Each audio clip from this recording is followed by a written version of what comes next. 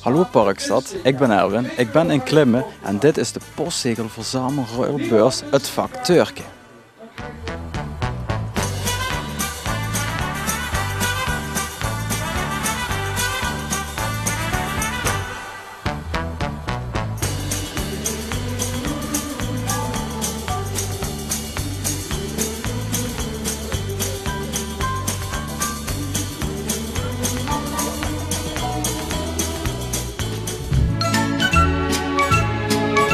Nou meneer, wie bent u? Ik ben Jos van der Bos. En wat doet u precies vandaag? Ik ben vicevoorzitter van de postzegelclub Het Vak Turken in Klimmen. U spaart zelf ook postzegels? Ik spaar zelf ook postzegels. Ja, zoiets begint altijd met een oom of een tante of een vader of een broer of zo die ook postzegels verzamelt.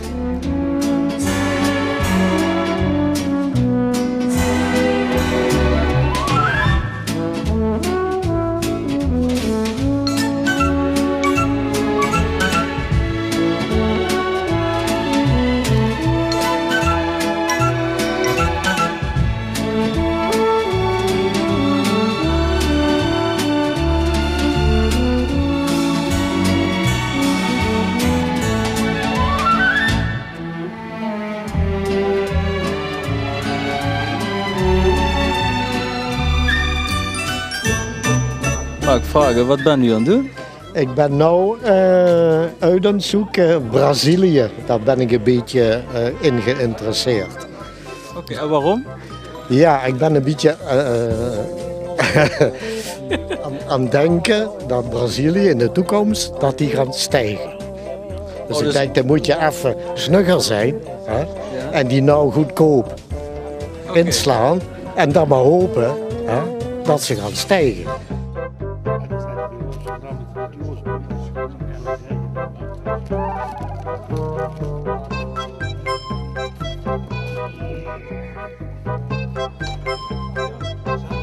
Wat bent u nu precies aan het doen? Ik verzamel Oostblokland en ik ben kijken of ik manco's die ik heb, of ik die hier in het album kan terugvinden. Maar is het ook wel eens voorgekomen van ruilen komt huilen? Nou, het komt wel eens voor, ja. Ja, toch? Ja, maar de meeste die heb ik al, dus...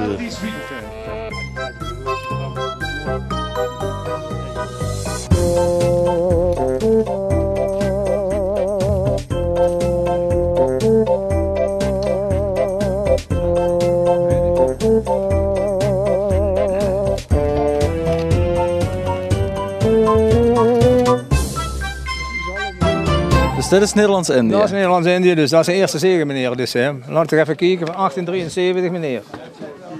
1873. 1870, dat zijn die series allemaal, van die series zijn allemaal van 1870 zijn die eigenlijk. Hè. Ja. En daar staat 124 euro. Maar is dat dan niet zonde? U zegt je verkoopt ze ook, hè? Nou ja, ik heb die dubbel allemaal. Hè. Oh. Ik heb die een paar keer allemaal meneer. Hè.